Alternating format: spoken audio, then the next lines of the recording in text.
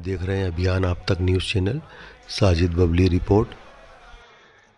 अंबेडकर का घोर अपमान और संविधान के निरंतर निराधार के विरुद्ध कांग्रेस की विशाल आम सभा, हजारों की तादाद में लोग शामिल हुए। वेटनरी कॉलेज महू पर आयोजित की गई सभा को संबोधित किया गया।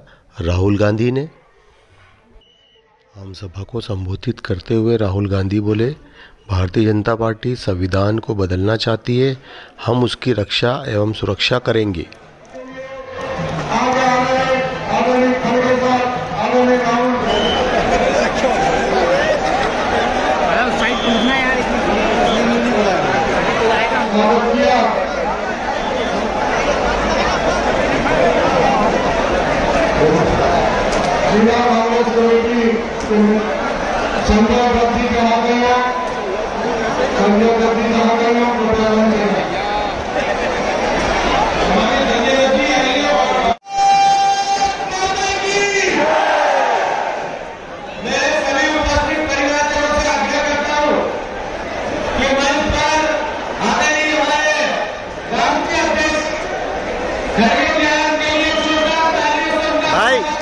भाई थोड़ा हाथ पीछे करो।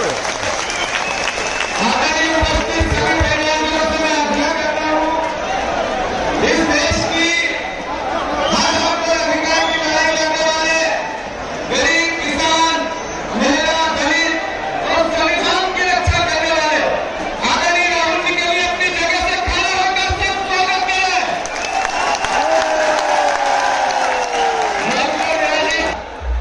राहुल गांधी जिंदाबाद। कुछ शख्सियत को बुला रहा हूं जो मध्य प्रदेश के विधानसभा में कांग्रेस के नेता प्रतिपक्ष आदरणीय उमंग सिंघार जी आए और हमारा मार्गदर्शन करे। आदरणीय उमंग सिंघार।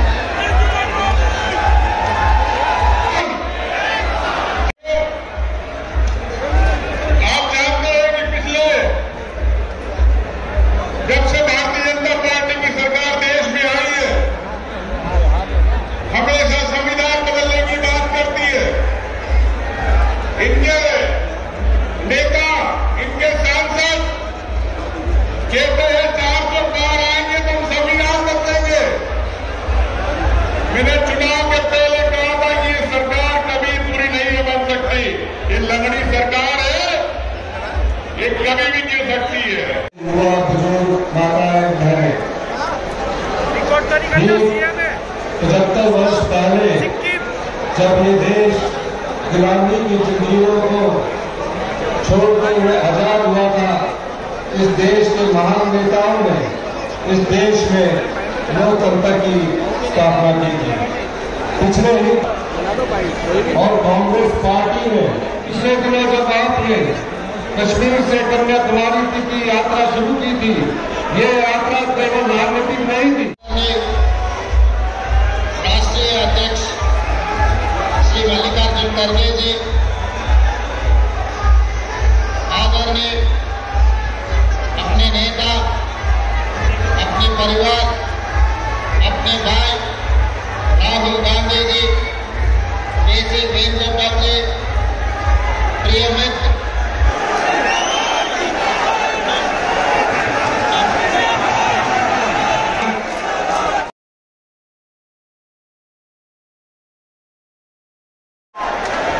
जितेंद्र सिंह जी, उमंग सिंघार जी, स्टेज पे CWC मेंबर, कांग्रेस पार्टी के सीनियर नेता, हमारे प्यारे कार्यकर्ता, गब्बर शेख,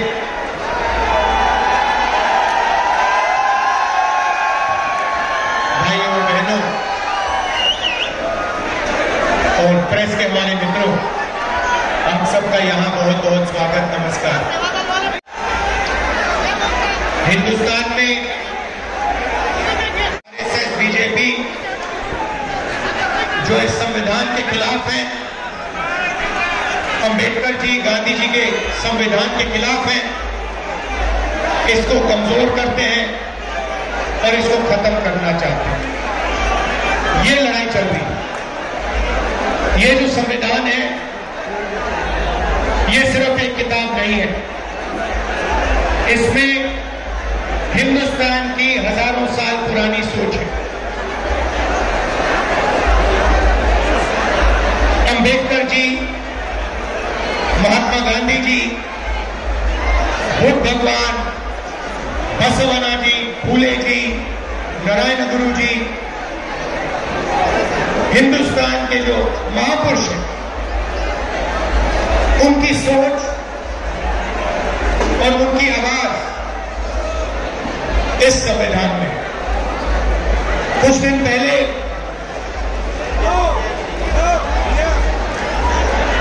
आरएसएस के नेता मोहन भगवत ने कहा कि हिंदुस्तान को 15 अगस्त 1947 में आजादी नहीं मिली, वो झूठी आजादी थी, सच्ची आजादी मोदी जी के आने के बाद मिली।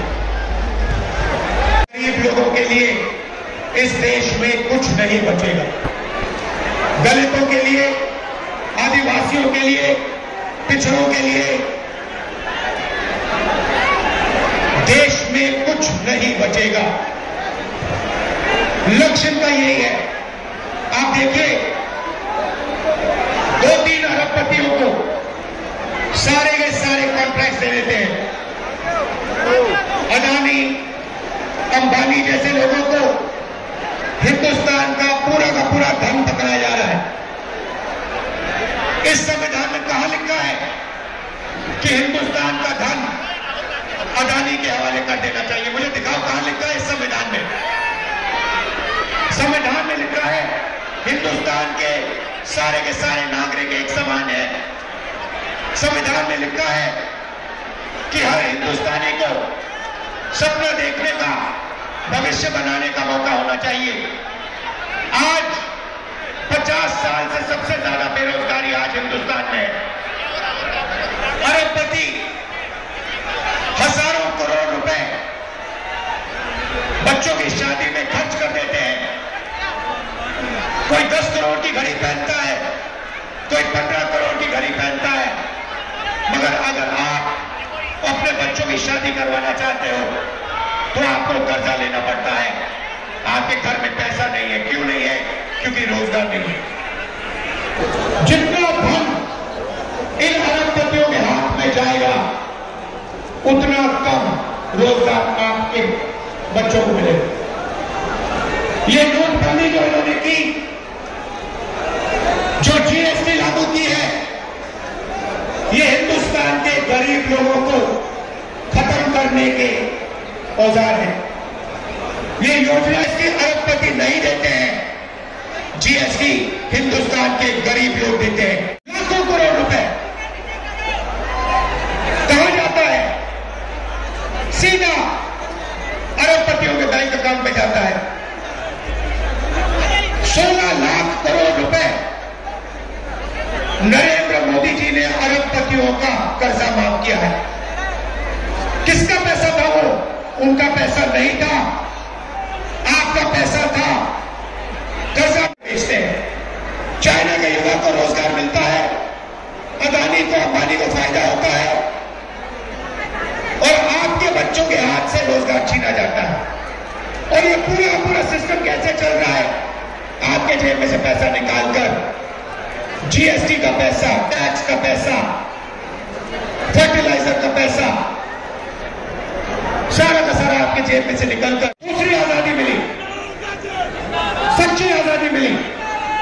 मैं आपसे पूछना चाहता हूं, राम मंदिर के उद्घाटन में आपने किसी गरीब व्यक्ति को देखा?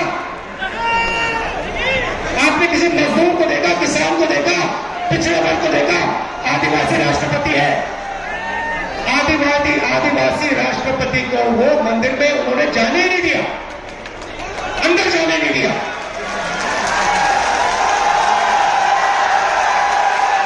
राष्ट्रपति को अंदर जाने नहीं दिया, दलितों को अंदर जाने नहीं दिया, पिछड़ों को अंदर जाने नहीं दिया। इनॉग्रेशन हुआ,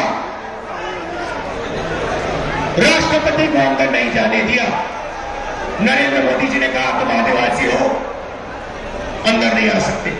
सच्चाई है। तो रास्ता क्या है? सबसे पहले यह पता लगाना है कि इस देश में जो धन है,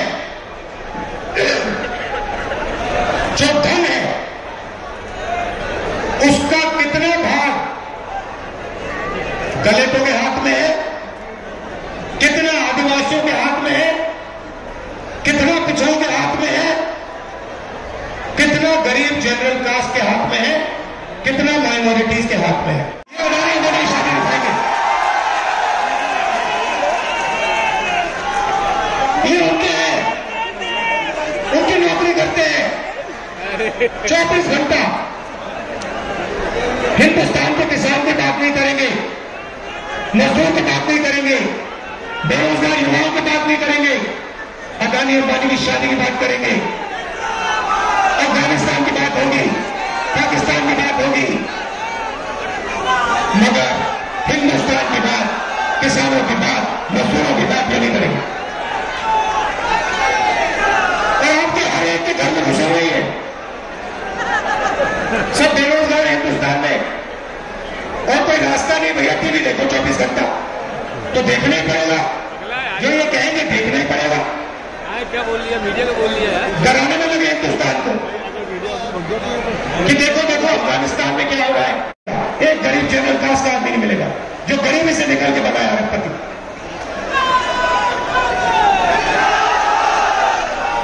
हिंदुस्तान की संस्थाओं को देखो, केवल 50% की रिजर्वेशन की दीवार बना रखी है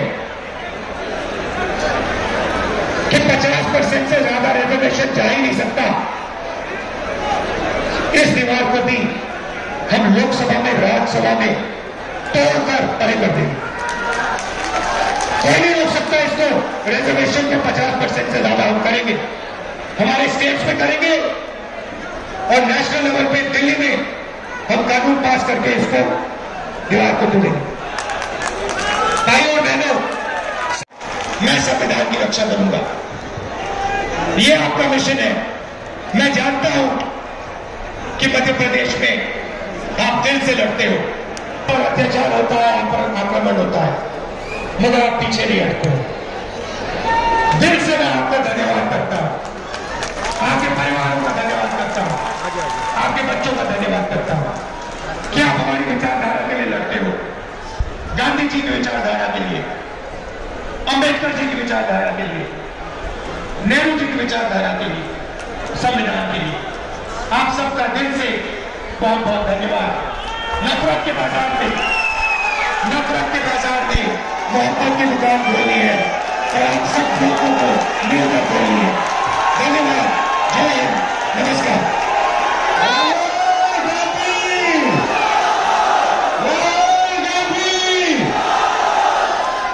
जनरल सेक्रेटरी जीतू पटवारी जी,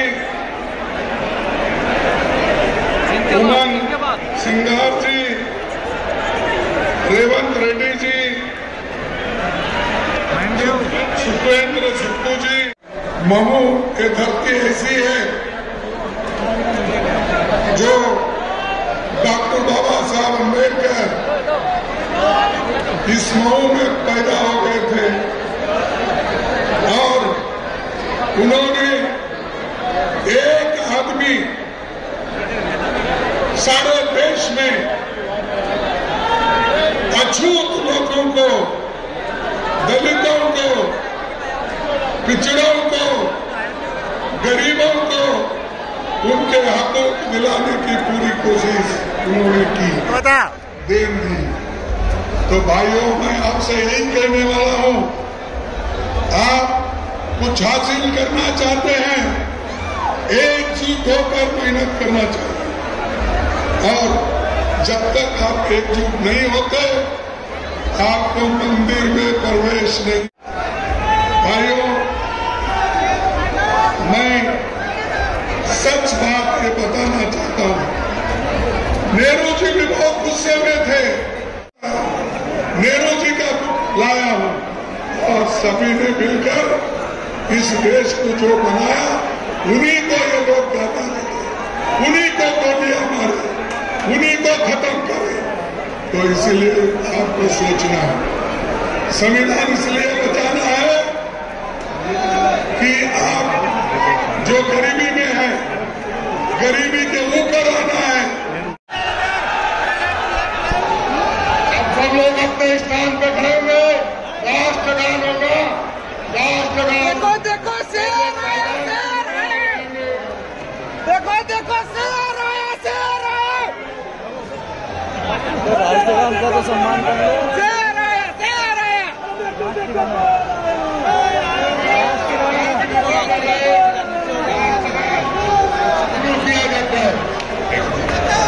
भीमराव अंबेडकर की जन्मस्थली पर पहुंचे राहुल गांधी।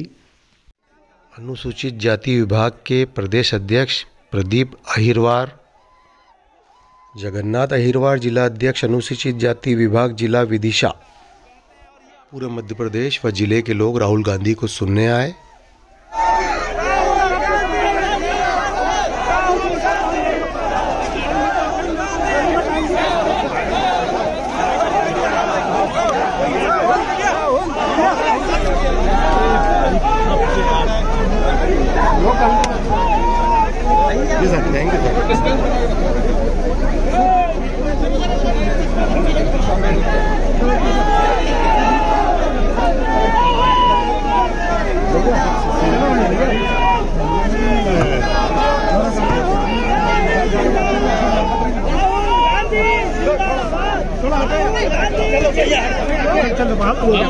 हमारे साथ कांग्रेस के विधायक परमार जी हैं, वो बताएंगे। परमार जी बताइए कि जो भीड़ है आज, जो लाखों की दिख रही तादाद, ये चुनाव के टाइम कहाँ चले आती है, ये मत में क्यों नहीं परिवर्तित होती है? निश्चित रूप से मत में भी परिवर्तन होती है। जिस तरह आपने देखा मशीनों की गड़बड़ी, आपने देखा कि ये लाइव नहीं आई हुई भीड़ थी, ये बाबा साहब के अनुयायी थे, ये कांग्रेस में राहुल गांधी जी के समर्थक थे, जीतू पटवारी जी के नेतृत्व का फल है ये।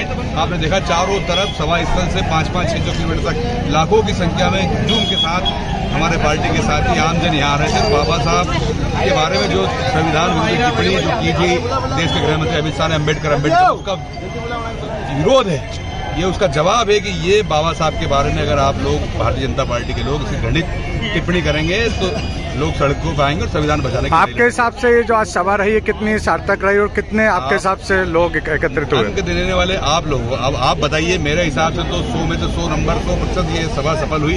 आप देख रहे हैं 10-10 किलोमीटर तक संख्या, गाड़ियां 20-20 किलोमीटर तक, सुबह से लेकर शाम तक। कल से पुलिस प्रशासन भाजपा के कार्यकर्ता के रूप में काम कर रहा था, रोकने का प्रयास किया, लेकिन 5-5-6-7 किलोमीटर पैदल चल के हमारे साथी कार्यकर्ता वहां पर आए और आपने देखा ऐतिहासिक बाबा साहब की जन्मस्थली में ऐतिहासिक जनसभा से हुई। मुझे लगता है अभी तक के इतिहास में इतनी संख्या कभी नहीं। क्या रही आज की सभा में, आपको क्या लगता है तकरीबन कितने लोग आए और पार्टी में जो कला चल रही थी अंदरूनी वो किस तरह से आज खत्म होती नजर आ रही है? पार्टी में तो कोई कला नहीं है। आज बहू के अंदर एक ऐतिहासिक सभा हुई है, जिसमें हमारा प्रोजेक्ट था 2 लाख लोगों को लाने का, प्रदेश कांग्रेस अध्यक्ष के नेतृत्व में, लेकिन मेरा मानना है कि 1.25 लाख 1.5 लाख लोग आ गए हैं। स्थानीय प्रशासन ने हमारे 20 से 25 हजार लोगों को रोड का बहाना बनाकर रास्ते में रोक दिया, सभा स्थल तक पहुंचने नहीं दिया। जो बाबा साहब के यहाँ पे जन्मस्थली पर आए सारे कांग्रेस कार्यकर्ता लाखों की संख्या में यहाँ पर एकत्रित हुए थे और एक जीतू पटवारी के नेतृत्व में एक सफल आयोजन का आगाज किया। क्या लगता है जो गुटबाजी अभी तक कांग्रेस में हो रही थी, अब आगे कांग्रेस पूरी तरह से पहले भी यूनाइट थी और आज भी यूनाइट है। ये जो हजारों लाखों की तादाद में आज कांग्रेस के कार्यकर्ता एकजुट हुए हैं, वे जीतू पटवारी जी के सफल नेतृत्व का करिश्मा है और उनके करिश्माई नेतृत्व के कारण, आज राहुल जी के करिश्माई नेतृत्व के कारण कांग्रेस जो दलित और आदिवासी की जो लड़ाई है, जो भारतीय जनता पार्टी और नरेंद्र मोदी द्वारा केवल चंद करोड़पति अरबपतियों को देश के आते बेचा जा रहा था, उसके विरोध में और संविधान की रक्षा के लिए और ईडी सीडी सीबीआई का जो गलत दुरुपयोग हो रहा है उसके विरोध में और पिछड़े वर्गों की और जनसंख्या जातिगत जनगणना के लिए कांग्रेस ने मऊ से संक्रांत किया है। ये संक्रांत देश के कोने कोने में जाएगा और राहुल जी की जिस तरह भारत जोड़ो यात्रा सफल रही है उसी तरह ये आंदोलन भी और अभियान भी सफल रहेगा। एमपी के मऊ से नंबर 1 चैनल अभियान आप तक न्यूज़ चैनल।